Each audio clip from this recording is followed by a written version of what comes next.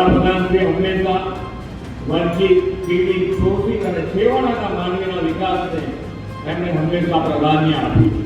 તેમણે રાજ્યના અંબાજીથી ઉમરગામના આદિજાતિ બાંધવોને મુખ્ય ધારાના વિકાસ સાથે જોડવા માટે વનબંધુ કલ્યાણ યોજના શરૂ કરી.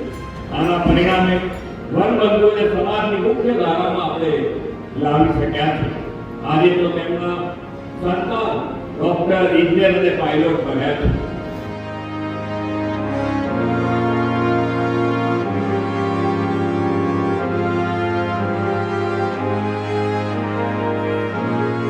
તેમણે આદિજાતિના બાળકોના શિક્ષણની ચિંતા કરીને આશ્રમ શાળાઓ, સાયન્સ શાળાઓ અને કસ્તુરબા બાલિકા વિદ્યાલય જેવી સંસ્થાઓ શરૂ કરાવી છે.